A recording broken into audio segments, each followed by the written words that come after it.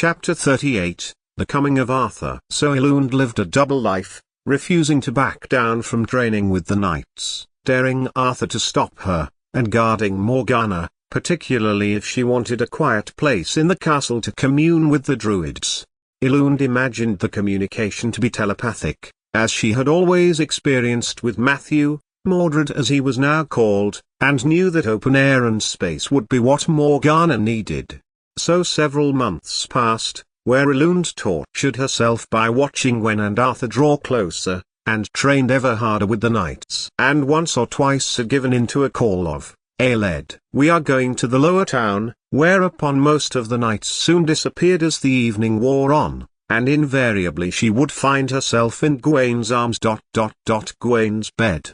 This mental stupor came to a halt one morning when a horse and its master arrived at the courtyard. Elund didn't register it at first, busy as she was beside the Lady Morgana, who was preparing to ride out with the hunt that morning. But when she heard his voice, Elund froze and turned. She felt her whole being had stepped into the sunlight from a country of cold, dark winter. "Lancelot, we are overjoyed to have you back." Arthur's voice was calm and clear, as it always was, and Elund left the horse's tack to look into the familiar face of the man who was her brother.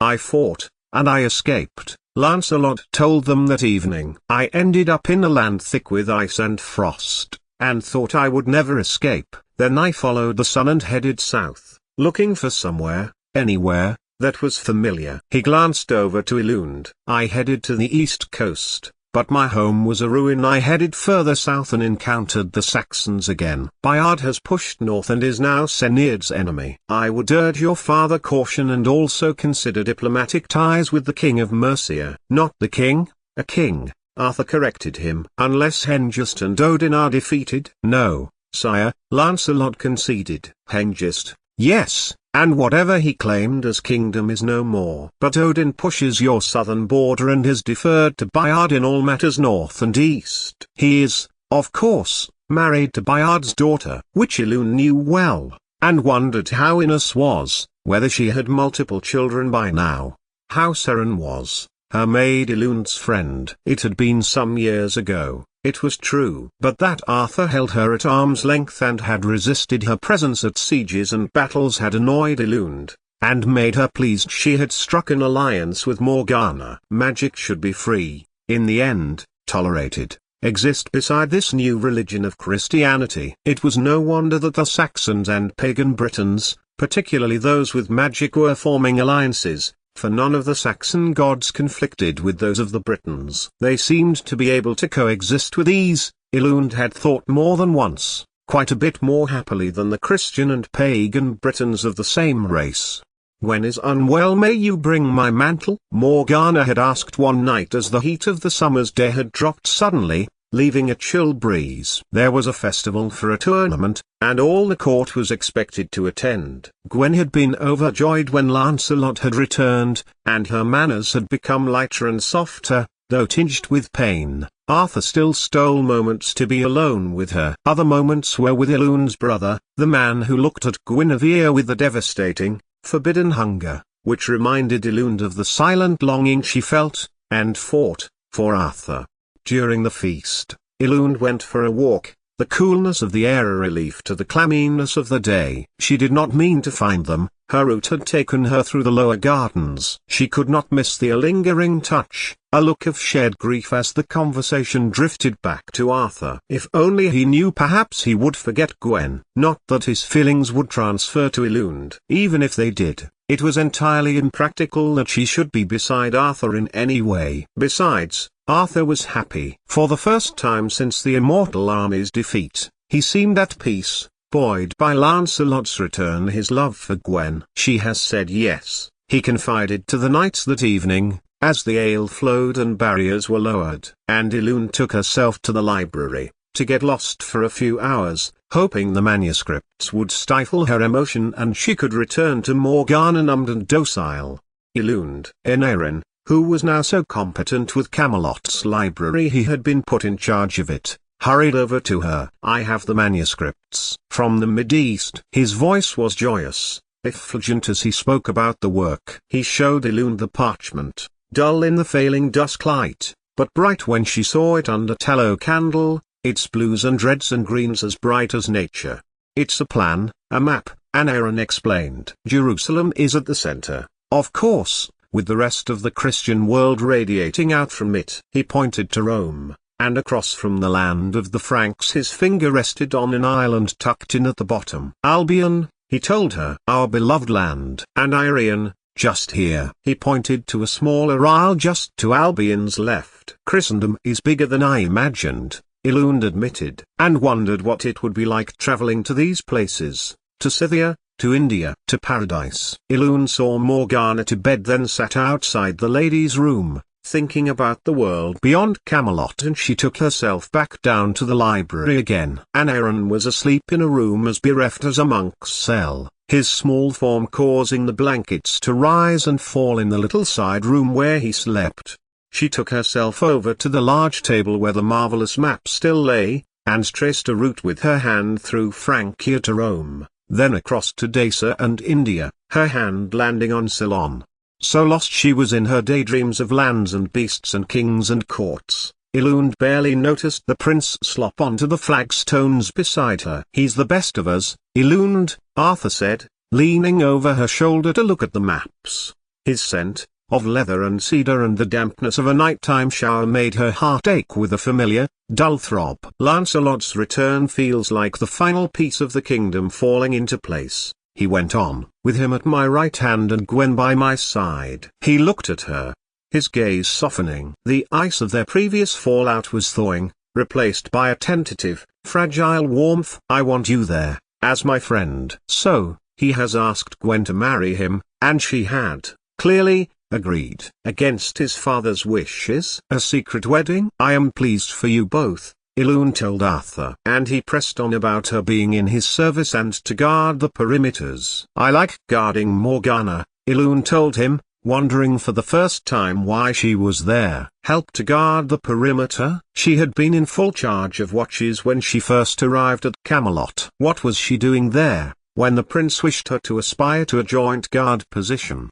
Something she had done in Bayard's kingdom shortly after leaving her village to find Lancelot. She glanced at the map again. So many places in the world. Could she steal her heart to him and leave the place? Get to Samarkand or Nubia and lead an army? Then she saw him, this king-to-be, doing what he desired for his home, Elund's home, what he thought best. Who knew what those places would be like when she got there? And you have Gwen, Arthur finished, watching her face. I hope he makes you as happy as Gwen will make me. Gwen? Elund replied, distracted. You love him, Arthur told her. I love someone, Elund replied. Who does not love me, and never will love me? At this, Arthur's face crinkled with anger. He put his hand to his sword. Gwen is using you? I will speak to him and remind him this is not the behavior of a knight of Camelot. No, Arthur, Elund replied, her voice soft, softer than the haste she intended to convey. Gwen and I are Broken Bar friends, a Broken Bar we share a common past, a Broken Bar. She tailed off. There was love, of a sort, but not the incandescent fire that her soul put out when she was in Arthur's company. He nodded, then, and made his goodbye, leaving Elund in the library looking at the map. 88,888,888. Over the next few weeks and months, Arthur chose to watch her. He saw her stiffen when Gwen entered a room. He noticed how she avoided Lancelot's gaze. He cornered her late one night after the tournament feast after the harvest in the stables, refusing to let her go when Elund struggled under his grip of her arms. You're hiding something, Arthur said, his voice low and dangerous. I know that look, Elund. It's the look you had before the dragon came. What is it? Is it Senniad? Morgause? Is it Mordred? It's nothing, Arthur, she returned, defensively, her eyes flashing with a mix of devotion and agony. Don't lie to me, he roared, the sound echoing in the empty corridor. I can see the weight of it in your eyes. You're protecting something, or someone. I'm protecting myself. And in her hand fell a letter, a missive from a far-away monastery describing the young man who had come to stay with them, looking for his home, looking for his father. Arthur took the paper and read it by the candlelight, ignoring Eluned's protest. "You took this from the library, so it is not yours. It is Camelot's," Arthur told her. "Who is Thesa Broken Bar Galahad?" He frowned at the words. "Where is Thesa Broken Bar Joyascarda Broken Bar?" Behind them, footsteps. Eluned took the opportunity to struggle away from Arthur, folding her arms in the presence of her brother. "My son," Lancelot told Arthur. "I thought him a broken bar dead, a broken bar from the sickness that took my wife." "Eluned," he asked, turning to his cousin, "where did you find this?" "In the documents sent down from the monastery at Dhaka to Geoffrey," Eluned told him. "I was on my way to find you." She watched as Lancelot took the missive from Arthur's unresisting hand. "He is alive," Lancelot gasped, his face changing from a man who has just found the prince seemingly attacking his cousin to all-encompassing of his life a past, one he had been trying to forget by throwing in his lot as a sword to hire, as Eluned had. He is in the far north, a broken bar injured, a broken bar, Lancelot told them, The family of the king of Gwynedd have hosted him in their court. The hen Ogledd, Arthur breathed. It was true the north part of Cymru had settlers a century earlier from the land whence Patrick had come, who had enlightened Irian. But they were Camelot's grudging enemies, friends and kin, who sometimes, as Rati and Elmet under Saxon hands so often did, invite their enemy's enemy to court and forge alliances. In the Saxon tongue, Niceman was called Anglesey after the other Saxon tribes that made up Mercia.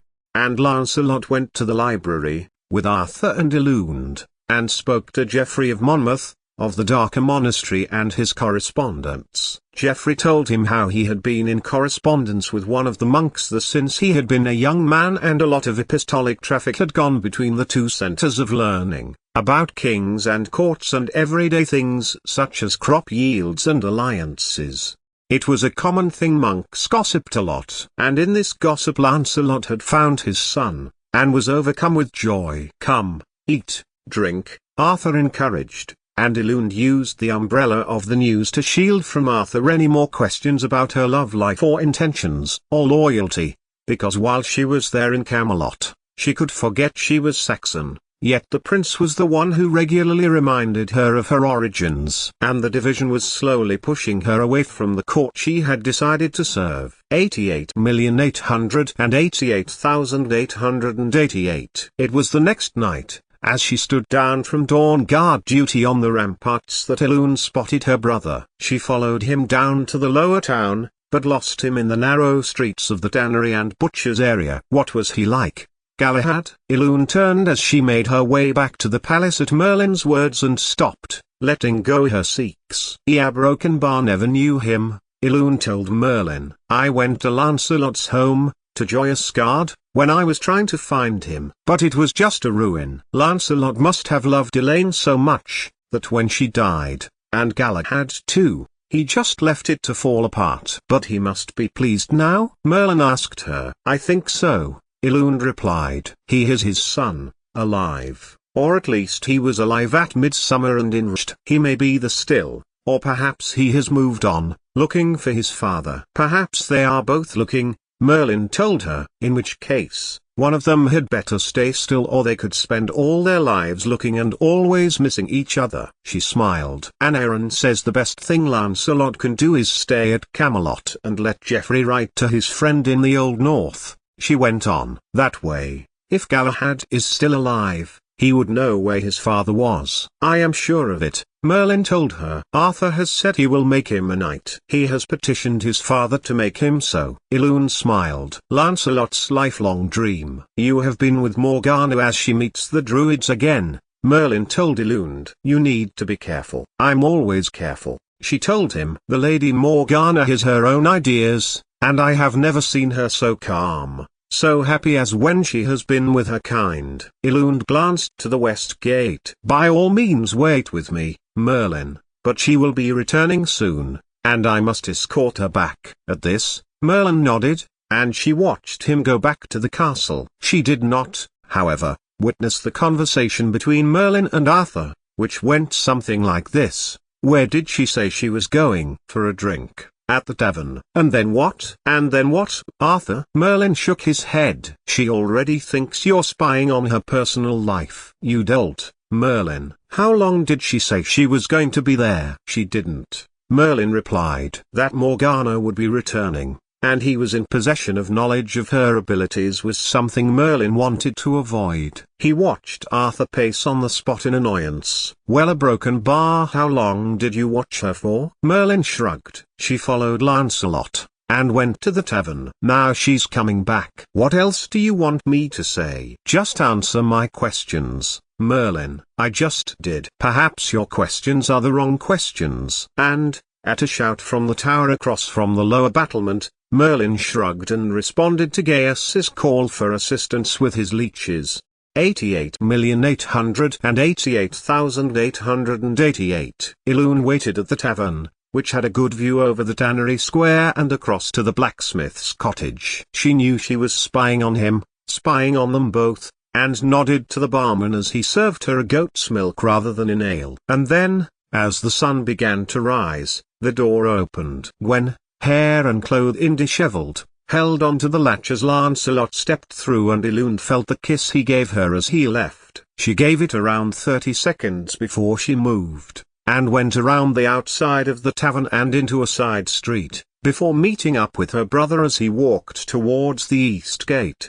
I'm leaving, Elune, he told her, when she caught up with him. Good. I need to broken bar. I have to find my son. Lancelot broke off when her agreement at his action got through to his brain. Of course it's good, you're Galahad's father. If he's still alive, which he probably is, of course you're going to want to find him. She put her hand to her stomach, remembering the life she carried, and lost. That child, Gwen's child, would have changed everything for her. And Gwen and Arthur can be at peace once Arthur dies. They can rule Camelot. Unillusioned-like, she threw herself at her cousin, her brother, who was going, yet again, onto the roads of Albion. This time, however, not wandering to forget but as a man with a purpose. Don't forget to try Mercia, Rati, or Elmet, where Elaine was from, Elune put in as they said their goodbye. If he's not come to your parents, or to Camelot, he might have looked for his mother's family. Lancelot left a brief kiss on her cheek before he turning to the gate. Then, he took Elune's hand. Come with me, he urged. I could do with a person who knows the land. Someone who can speak Saxon, you mean? Elune laughed. Both knew her comment was frivolous, and made to disguise the pain of their parting. I made a vow, she added. Arthur is lucky for it, he told her. Elune followed him to the edge of the woods as the sky began to blaze with the remnants of a summer's day. Mist rolled in from the field foretelling the coming of autumn, and the pressing of sadness began to fall onto her chest. The brother, the cousin, she had grown up with was once again leaving her. Then he turned, a brief memory sparking in his mind. You knew, Lancelot said, his words matter of fact. I knew, she replied, her voice small against the rustle of the leaves. I should have told him. I should have let him hate you both. Why didn't you? Elune looked back toward the white towers of Camelot, where Arthur was likely still sleeping, dreaming of a perfect world. Merlin in his small bedding in the corner, drawn to the man for the same reason she was. Because if I told him, he'd have nothing left. And if he has nothing left, I have nothing to fight for. Lancelot stepped forward and pulled her into a fierce, brotherly embrace. You are stronger than any knight in that castle, Elune. You love him. I love him. Then go to him, Lancelot whispered. Not as a guard. Not as a knight. Just go to him. Don't make the mistake I did. He mounted his horse and trotted to the east, before taking the northern road, to Saltwick, to Wilm, to the old Roman city of Diva, and then up into the old north. He didn't look back. Elune stood at the tree line, watching until the sound of hooves faded into the morning chorus of the birds. She felt more alone than she had ever been, the keeper of a secret that protected a love she would never have, and the sister of a man she might never see again. As she walked back toward the gates, she saw Arthur standing on the battlements, watching the road. He saw her, and for a moment, the distance between them vanished. He had been staring out toward the dark woods of Exeter. The morning sunlight caught the gold white of his hair, and for a moment, Aeled felt her resolve falter. She wanted to run to him, to rest her head against his shoulder and tell him that the world was breaking, and that he should not marry Gwen. "He is changed, Aeled," Arthur said softly, not turning the veil. It took the light from his eyes. "But he has a new purpose now. The world is putting life back into him." Aeled stepped into the light, her hand hovering inches from the small of his back before she pulled it away. "You may do well to do the same should you wish." "You wish me to go?" And the fact that Arthur did not answer her did more to upset her than anything he could have said at that moment. 88,888,888. Morgana was asleep in her chamber as the sun climbed higher in the sky. She awoke at around noon, rested and full of life and energy. Elune was pleased and happy that the woman was so content. Kilgore had been wrong, her purpose had not been Arthur, but Morgana. She could see that now. Arthur had his own mind, his own ideas. It was Morgana who needed her help. "What's wrong?" Morgana asked, when she saw the dried tears on Elune's cheeks. And she told her of Lancelot leaving and Arthur advising her to go. "He said that?" Morgana demanded to know, anger rising where there had been peace. "Oh, I knew my brother was arrogant, but how dare he tell you what you can and cannot do?" She stalked the flagstones before Elune so fiercely that she thought the lady would wear away a groove in them. Morgana turned quickly and put an urgent hand on Elune's shoulder. "Come with me, tonight at Broken Bar meet the Druids." When Elune looked as if she was about to protest, Morgana crinkled her eyes and added, "You are my guard. How better to protect me than be with me?" "Mordred will be there, Broken Bar, and Círdan, and the others," Elune thought. And then she thought, why not? The Druids helped me when I was in need of it. And Morgana is a person in whose company Elune liked being. They left shortly after dusk, evading Kay and Elphys, leaving through the old Roman sewer system this time. But if Morgana and Elune thought they were going to meet the Druid scout with straightforward ease, they were wrong, very wrong. The field in which Morgana usually met a Druid apprentice was near to Camelot, a bank of copse trees shielding the line. "Wait here," Morgana instructed, and Elune watched as the lady's red cloak disappeared into the darkness. Then there was a scream, Morgana's scream. Elune ran in the direction, and saw her, face ghost-like, hands to her face. And saw what Morgana was looking at. Bodies, dead bodies, littered the ground where usually they assembled to converse, blood covering tree trunks and the dead leaves which cushioned steps. They had disguised the steps of the knights sent to dispatch them. At Uther's orders, a young trainee was standing, shivering by his master, no older than perhaps 8 or 9. "What happened?" Elune asked, as kindly as she could manage. When she stood trembling, she pulled his arm. "Tell me, boy." Like a dam bursting from its oak barriers, water tumbling with force in all directions, the boy gabbled about the meeting, about the knights and the slaughter. Morgana ushered him to her,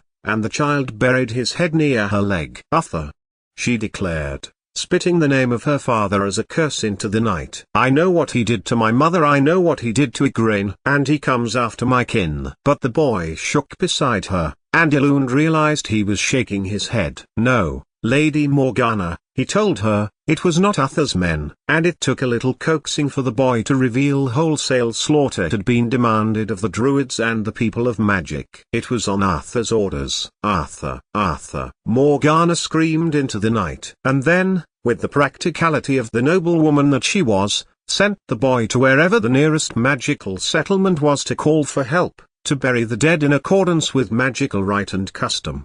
"We will go," Morgana told her. "The site may be being watched." Back in her rooms, Morgana could not sleep. She paced the floor, glowering malevolently into the courtyard, across to the tower where Arthur's rooms were, and across to the great hall. "He cannot get away with this," she murmured to herself. "Arthur a broken bar, Arthur a broken bar." Then she saw that Elune had closed her eyes, from fatigue, yes, but from emotional turmoil. Morgana sat next to her, on the cold floor, this time guarding her guard, and placed a hand on Elune's head. What happened next made Morgana start with shock. She withdrew her hand, and then, when the vision had passed, put her hand back again. And so a broken bar. A broken bar Eluned's heart. A broken bar open. A broken bar opened by feelings of loss of Lancelot. A broken bar. A broken bar and Morgana searched a broken bar. A broken bar she found Gwaine. Yes, the man made Eluned happy. Made distracted for a while. A broken bar. Woe broken bar. Who did she have such strong feelings for? A broken bar. The feelings were a yellow primrose color. A broken bar. Eluned's happiness filling her mind and Morgana's mind. A broken bar. A broken bar. She saw Merlin, and Aneurin, Eluned's friends. A bright green came with those feelings, and of Mordred, too, when Morgana searched for the boy, and found him, in the recesses of Eluned's mind. A broken bar. A broken bar and then a broken bar. And then another memory came to Morgana, one not just there, in Eluned's head, not buried, but bursting onto the visual plane like the charge of an army. A broken bar. A broken bar. Gwen. A broken bar. She saw Gwen, again a green, but this time the green faded to that of a vivid red. Lancelot was with Gwen. A broken bar in Camelot, in Hengist's castle. A broken bar. Morgana kept her hand then, and saw it all, every time Eluned had noticed them together, the long looks, the lingering touches of the hand. A broken bar. A broken bar in the blacksmith's cottage, the memory that Eluned had of her brother leaving Gwen on that morning. A broken bar. Morgana made to take her hand away, but, as she did so, one more vision came to Morgana, an overarching memory, Eluned's enduring feeling. A broken bar. She saw Arthur, the person who is always there, on the edge of things for Eluned, who was a constant in her mind. The person, who was constantly causing her crackles of pain, like lightning attacking Eluned's mind. A broken bar. A broken bar. He had proposed what to Gwen? A broken bar. After her heart was fixed on Lancelot. A broken bar. And she had accepted. A lead, Morgana thought, as she folded her hand back into her lap, thinking over what she had thought. What do you see in that arrogant brother of mine? A broken bar. That arrogant, murderous princey. A broken bar. And, in the silence of the morning, as autumn's cool breeze fell upon the citadel once more, Morgana Pendragon planned her revenge.